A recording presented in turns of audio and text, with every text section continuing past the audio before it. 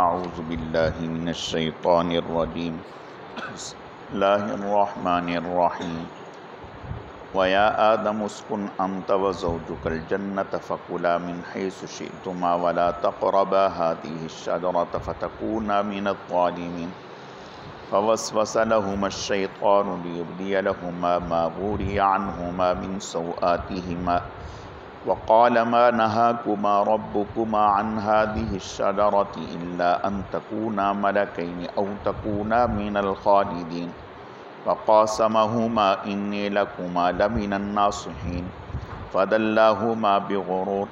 فَلَمَّا ذَاقَا الشَّجَرَةَ بَدَتْ لَهُمَا سَوْآتُهُمَا وَطَفِقَا يَخْصِفَانِ عَلَيْهِمَا مِنْ وَرَقِ الْجَنَّةِ وَنَادَاهُمَا رَبُّهُمَا أَلَمْ أَنْهَكُمَا عَنْ تِلْكُمَا الشَّجَرَةِ وَأَقُل لَّكُمَا إِنَّ الشَّيْطَانَ لَكُمَا عَدُوٌّ مُّبِينٌ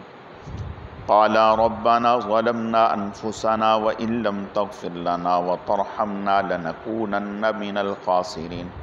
قَالَ اهْبِطُوا بَعْضُكُمْ لِبَعْضٍ عَدُوٌّ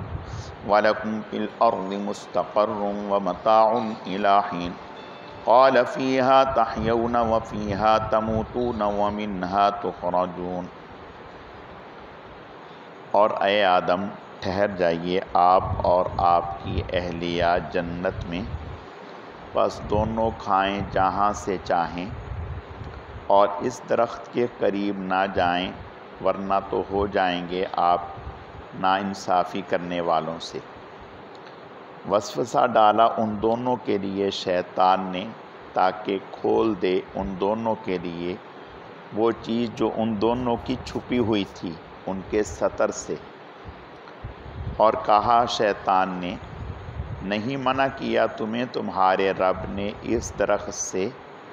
مگر اس وجہ سے کہ ہو جاؤ گے تم دونوں فرشتے یا ہو جاؤ گے ہمیشہ رہنے والے۔ قسم کھائی ان دونوں کے لیے کہ بے شک میں تم دونوں کا خیر خواہ ہوں، خیر خواہی کرنے والوں میں سے ہوں۔ پھر دھوکہ دیا ان دونوں کو، پس جب چکھا درخت کو تو ظاہر ہو گیا ان دونوں کے لیے ان کا پوشیدہ ستر، اور لگے وہ اپنے ستر کو چھپانے کے لیے درختوں کے پتے لپیٹنے۔ پکارا ان دونوں کو ان کے رب نے، کیا نہیں منع کیا تھا تم دونوں کو اس درخت کے کھانے سے، اور کیا نہیں کہا تھا تمہارے لیے کہ بے شک شیطان تمہارا کھلم کھلا دشمن ہے؟ کہنے لگے اے ہمارے رب، ہم نے اپنی جانوں پر ظلم کیا، اگر آپ نے ہمیں معاف نہ کیا اور ہم پر رحم نہ کیا تو ضرور بالضرور ہم خسارہ اٹھانے والوں میں سے ہو جائیں گے۔ فرمایا کہ تم اتر جاؤ، تم میں سے بعض بعض کے لیے دشمن ہوں گے، اور تمہارے لیے زمین میں ایک وقت مقررہ تک ٹھہرنا اور نفع حاصل کرنا ہوگا۔ کہا کہ اس میں تم زندہ رہو گے اور اسی میں تم مرو گے اور اسی سے تم نکالے جاؤ گے۔ یہ سورہ اعراف کی آیتیں ہیں۔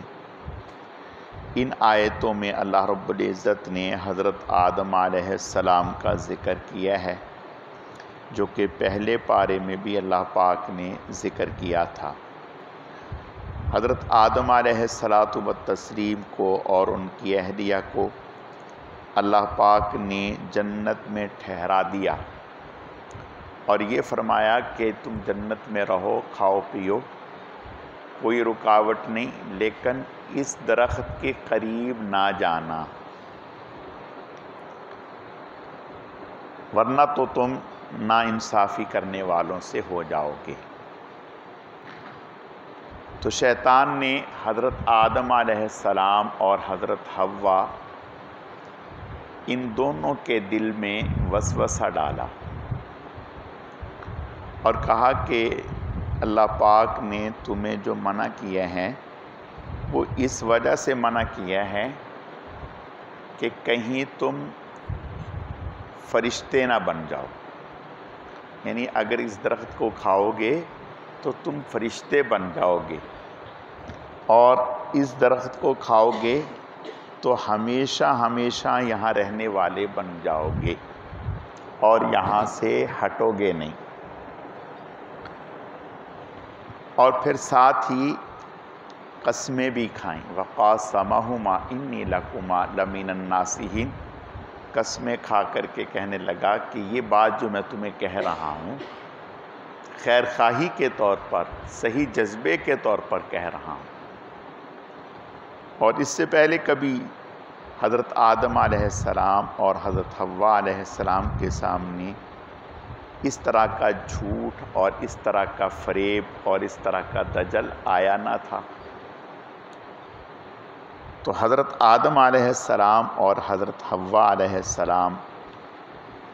اس درخت کو کھانے لگے، یعنی اس میں سے کھا لیا۔ اب علماء نے لکھا کہ یا تو حضرت آدم علیہ السلام یہ سمجھے کہ خاص اس درخت سے منع کیا گیا ہے جس کی طرف اشارہ کر کے کہا جا رہا ہے، اور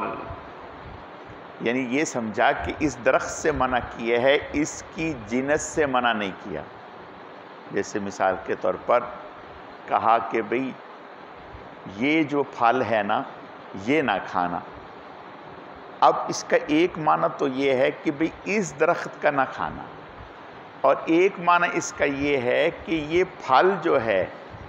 اس طرح کا پھل یہ نہیں کھانا، یہ آپ کے لیے مفید نہیں ہے۔ جیسے کوئی حکیم یا طبیب کسی سے کہے کہ بھئی یہ آلو بخارا نہیں کھانا، ٹھیک ہے، ہاتھ میں لیا کہا یہ آلو بخارا نہیں کھانا، اس کا ایک معنی تو یہ ہے کہ بھئی یہ نہیں کھانا جو ہاتھ میں ہے،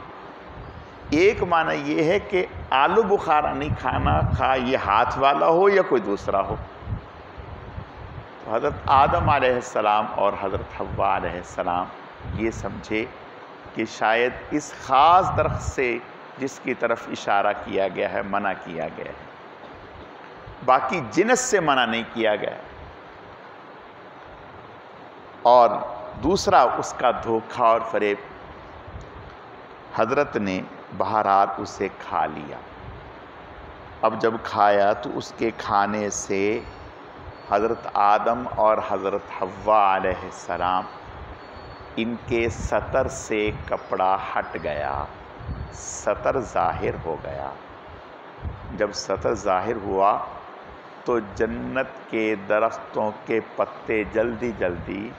اپنے سطر پر لپیٹنے لگے۔ تو سمجھ گئے کہ بھئی یہ ہم سے چوک ہو گئی، اور فوراً ہی اللہ تعالیٰ کی طرف سے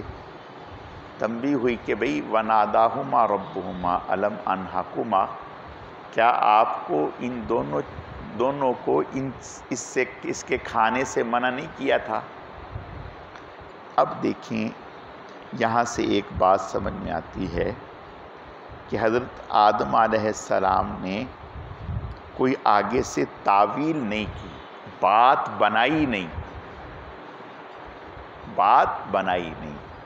بلکہ فوراً اپنی غلطی کو تسلیم کر لیا اور فوراً کہا ربنا ظلمنا انفسنا وَإِن لَّمْ تَغْفِرْ لَنَا وَتَرْحَمْنَا لَنَكُونَنَّ مِنَ الْخَاسِرِينَ، اے اللہ ہم نے اپنے اوپر ظلم کر لیا، آپ ہمیں معاف کر دیجئے اور رحم کر دیجئے، اگر آپ نے ایسا نہ کیا تو ہم تو نقصان اٹھانے والوں میں سے ہو جائیں گے۔ تو پتہ چلا کہ انسان سے اگر غلطی ہو جائے تو فوراً اس کو تسلیم کر لینا چاہیے۔ ایک غلطی اور پھر اوپر سے ڈٹائی، اوپر سے آدمی مختلف تعویلیں پیش کرنے لگے، جیسا کہ شیطان کو اللہ پاک نے حکم دیا تھا اسجد لآدم، حضرت آدم کو سجدہ کرو، اس نے انکار کر دیا اور پھر ڈٹائی میں تعبیر یہ پیش کی کہ میں تو اس سے اچھا ہوں، میں اس کے سامنے کیوں جھکوں۔ تو پتہ چلا کہ مومن اور فرمانبردار جو ہے جہاں اس سے جو غلطی ہو فوراً اس میں جو ہے اللہ تعالیٰ سے معافی مانگ لے۔ حضرت حکیم الامت مولانا اشرف علی صاحب تھانوی رحمۃ اللہ علیہ نے بھی یہ لکھا ہے، حضرت نے فرمایا کہ اگر کسی انسان سے، کسی بچے سے، کسی شاگرد سے کوئی غلطی ہو جائے تو آگے سے باتیں نہ بنائے، آگے سے باتیں نہ بنائے، بلکہ فوراً اس کو مان لے۔ باتیں بنانا اور آگے سے تاویلیں پیش کرنا یہ خبث باطن کی نشانی ہے کہ باطن میں گڑبڑ ہے، خرابی ہے۔ تو فرمایا کہ اے ہمارے رب، ہم سے غلطی ہو گئی، آپ ہمیں معاف کر دیجئے، اگر آپ نے ایسا نہ کیا تو ہم تو خسارہ پانے والوں میں سے ہو جائیں گے۔ تو اللہ پاک نے حکم دے دیا کہ ٹھیک ہے، معافی تو ہو گئی، لیکن اب تم یہاں رہ نہیں سکتے، اب تم زمین پر جاؤ اور وقت مقررہ تک، وہ وقت مقررہ اللہ تعالیٰ کے علم میں ہے، اس وقت تک تم زمین میں ہی رہو گے اور زمین کے ہی منافع حاصل کرو گے، اور پھر وہیں تم زندہ رہو گے اور وہیں تمہیں موت آئے گی اور وہیں سے تم نکالے جاؤ گے۔ تو اللہ تعالیٰ کے یہ تکوینی معاملات ہیں۔ اللہ پاک نے پہلے سے اگرچہ طے کر رکھا تھا کہ زمین پر انسانوں کو بسانا ہے، یہ اللہ تعالیٰ کے علم میں تھا، یہ تکوینی علم میں، تکوینی امور میں سے، لیکن انسان کے اختیار سے یہ چوک ہوئی، اور جس کی وجہ سے جو ہے حضرت آدم علیہ السلام اور حضرت موسیٰ علیہ السلام کا ایک دفعہ آپس میں مکالمہ ہوا، حدیث شریف میں آتا ہے۔ تو حضرت موسیٰ علیہ السلام نے فرمایا حضرت آدم سے کہ آپ کی وجہ سے ہمیں زمین پر آنا پڑا، اگر آپ ایسا نہ کرتے تو ہم زمین پر نہ آتے، مزے سے جنت میں رہتے۔ تو حضرت آدم علیہ السلام نے فرمایا کیا اللہ پاک نے پہلے سے لکھ نہیں دیا تھا، طے نہیں کر دیا تھا؟ جب یہ فرمایا تو حضرت موسیٰ علیہ السلام خاموش ہو گئے۔ تو بہرحال اللہ پاک کا ایک نظام ہے، اللہ پاک کی حکمتیں ہیں، اللہ پاک کے علم میں تھا کہ زمین پر انسانوں کو جانا ہے اور زمین پر ان کو بسنا ہے، لیکن ہوا اپنے اختیار سے، اور ساتھ ہی فرما دیا کہ شیطان نے ان کو بہکایا۔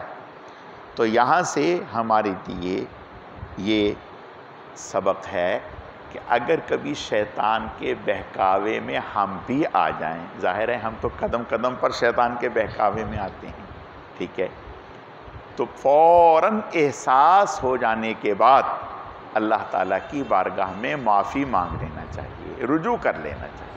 اللہ تعالیٰ سمجھنے کی، عمل کرنے کی توفیق عطا فرمائے۔ الحمدللہ رب العالمین والعاقبۃ للمتقین والصلاة والسلام علی سید المرسلین اللہم صلی علی محمد النبی الامی وعلی آلہ واصحابہ وبارک وسلم وسلم رب اغفر وارحم وانت خیر الراحمین۔ اے اللہ، اپنے کرم سے، اپنی رحمت سے، اپنے فضل سے جو کچھ کہا سنا گیا اسے اپنی بارگاہ میں قبول فرما، کمی کوتاہیوں کو معاف فرما، بہکنے بھٹکنے گمراہ ہونے سے ہماری حفاظت فرما۔ اے اللہ، ہمارے ہر عمل میں اخلاص پیدا فرما، اپنی رضا نصیب فرما، ہم سب کو اپنے نیک اور محبوب بندوں میں شامل فرما، خاتمہ ایمان پر فرما۔ سبحان ربک رب العزت عما یصفون وسلام علی المرسلین والحمد للہ رب العالمین برحمتک